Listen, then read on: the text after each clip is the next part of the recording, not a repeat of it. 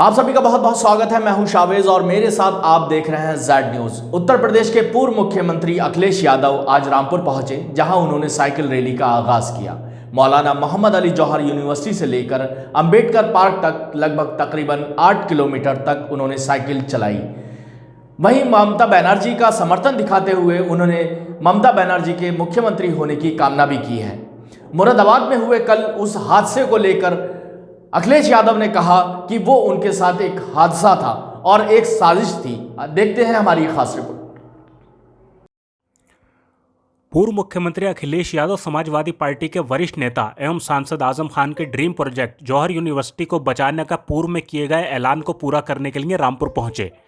उन्होंने सबसे पहले जौहर यूनिवर्सिटी के निकट बनाए गए मंच पर सिख समुदाय द्वारा पगड़ी बनवाई और फिर अपने समर्थकों के साथ साइकिल पर सवार होकर शहर के मुख्य मार्गों से रैली निकाली।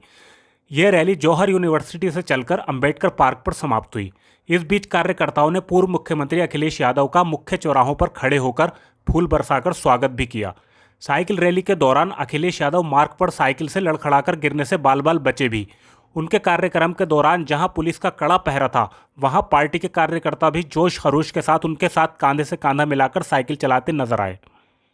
आपको बताते चले कि समाजवादी पार्टी के वरिष्ठ नेता और रामपुर के सांसद सत्ता परिवर्तन के बाद लोगों के निशाने पर आए, जिसके बाद कुछ लोगों द्वारा उनके मंत्री रहने के दौरान लोगों की जमीन हथियाने और सरकारी भूमि को कब्जाने के आरोप लगे, जिसके बाद उन पर मुकदमा दर्ज होने का सिलसिला शुरू हुआ।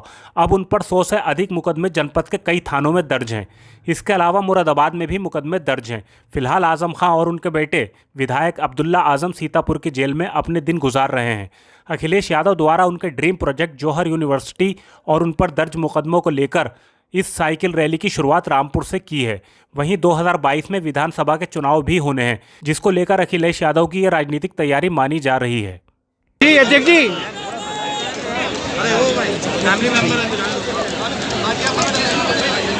अध्यक्ष जी, रामपुर से साइकिल रैली शुरुआत करने का क्या उद्देश्य है रामपुर से अध्यक्ष जी? रामपुर का इसलिए ज़रूरी है कि सबसे ज़्यादा अन्याय रामपुर में हो रहा है समाजवादी कार्यकर्ताओं पर। आदरणीय आजम खान साहब, उनके तमाम सहयोगी साथियों पे न जाने कितने झूठे मुकदमे लगे हैं और वो आज हमारे बीच नहीं है। कहीं न कहीं प्रशासन ने फंसाया है और सरकार के इशारे पर तमाम झूठे मुकदमे लगे हैं। हमें न्यायपालिका पे भरोसा है कि न्यायपालिका से आदरणीय आजम खान साहब, उनके साथी और परिवार को न्याय मिलेगा। तो क्या संदेश देना चाहते हैं? ये रैली कहाँ से कहाँ तक लगातार समाजवादी पार्टी लड़ रही है और लड़ती रहेगी। ये रैली कहाँ से कहाँ तक जाएगी सर? ये फिलहाल जहाँ तक रामपुर के लोगों ने कार्यक्रम बनाया वहाँ तक साइकिल जाएगी। कल फिर रामपुर से लेकर के लखनऊ तक चलेगी। लगातार हर जिले में इसी तरह विधानसभा के एक विधानसभा फिर दूसरी विधानसभा साइकिल यात्रा चलती रहेगी। कल मुरादाबाद की घटना पे क्या कहना चाहेंगे? मैं इतना ही कहूँगा कि सबकी सीमाएं हैं और रिकॉर्डिंग वगैरह सब जानते हो सच्चाई आप, और पत्रकार की भी सच्चाई जानते हो। इसलिए कम से कम लोकतंत्र बचाने के लिए आप लोग भी आगे आए। सर, सपा पर भी लगातार आरोप लगे हैं कि आजम खान वाले मामले में ज़्यादा बोले नहीं हैं। अगर पूरा रिवाइंड करके देखोगे तो केवल समाजवादी पार्टी ही बोली है, बाकी दोनों दल बीजेपी कांग्रेस उन्हें फंसाने में लगी है। मुझे दुख है कि आज के समय पर ऐसे भी पत्रकार हैं जो परवाह नहीं करते हैं किसी की, और केवल हमला हमारी सिक्योरिटी पर नहीं हुआ है। जिस तरह की तैयारी थी वो हमला हम पर होने के लिए था। ये पत्रकार जरूर रहे होंगे, लेकिन इनका इतिहास बताता है और सरकार का जो इनके साथ है वो ये बता रहा है कि हमला सीधा सीधा कहीं ना कहीं अपमानित कर दो, इसलिए हमला था। अखिलेश जी, ये रैली अब आगे तक जाएगी तो इस तरह आप खड़े हो, आप तो नहीं जिद कर रहे हो। अब ये रैली आगे तक जाएगी? आप किसी को नहीं बुला रहे हो जिद करने के लिए, या हम जो बात कह रहे हैं और पहली बार तो नहीं कह रहे हैं, आपके बीच जाने कितनी बार बातचीत हुई है। वो ऐसी क्या बात थी, किसका दबाव था जिसकी वजह से ये सब कुछ किया गया? वो जानते थे कि रामपुर में साइकिल चलेगी, रामपुर से खराब मैसेज जाए, मुरादाबाद जो समाजवादी पार्टी का गढ़ है वहाँ से खराब मैसेज जाए, इसलिए जानबूझ करके साजिश रची है। क्या आप बंगाल में नहीं देख रहे हैं ममता बनर्जी के साथ क्या हो रहा है? वो मुख्यमंत्री ना बन जाए, जनता मुख्यमंत्री बनाना चाहती है, जनता बनाएगी मुख्यमंत्री उन्हें, लेकिन क्या साजिश चल रही है?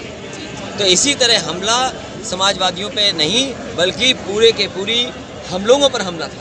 तो आगे जो रैली जाएगी, आगे जो प्रशासन जांच इसलिए करे कि लिफ्ट की लाइट गई, लिफ्ट में हम फंसे रहे, आखिरकार लाइट क्यों गई और लिफ्ट में क्यों बंद रहे, और उसके बाद जिस तरीके का तमाशा हुआ या प्रेस ने जिस तरीके का, एक दो लोगों ने, सबने नहीं, एक दो लोग कहाँ से आए जो पूरे माहौल को बिगाड़ना चाहते थे। क्योंकि सिक्योरिटी हम पे भी है और प्रशासन को कम से कम ये बात साफ करनी चाहिए कि आखिरकार जिम्मेदारी किसकी थी, सिक्योरिटी होनी चाहिए वहाँ पर। सर लिफ्ट में कितने टाइम तक फंस रहे हैं? हाँ, कम से कम 5 मिनट। ठीक, आगे रैली जाएगी तो इस तरह क्या संदेश देना चाहते हैं कई और जिलों में? क्या कहेंगे आप, क्योंकि सपा पे भी हो रहा है मुकदमे, तो हम पे भी दर्ज हो रहे हैं। जी जी जी। समाजवादी पार्टी पे दर्ज हो रहे हैं, कोविड में दर्ज हुए, एनआरसीसी में दर्ज हुए, एनआरसी में हुए, सीए में हुए, सब पे मुकदमे दर्ज। और पत्रकार साथी अगर सच दिखा दे तो पत्रकारों पे भी हो रहे हैं। और तभी दुनिया में लोकतंत्र की सबसे ज़्यादा गिरावट का अगर कहीं आंकड़ा आया तो भारत का आया है। आप कुछ सच नहीं बोल सकते, सच बोलोगे जेल भेज दिए जाओगे, आप कोई आंदोलन करोगे तो जेल भेज दिए जाओगे। पॉलिटिकल लोगों पे सबसे ज़्यादा अन्याय, झूठे मुकदमे कहीं लग रहे हैं तो भारत में लग रहे हैं। इसीलिए तो डेमोक्रेसी के ग्राफ में आप नीचे जा रहे हैं। सर आप दुनिया में कैसे दिखाओगे कि भारत एक डेमोक्रेटिक कंट्री है?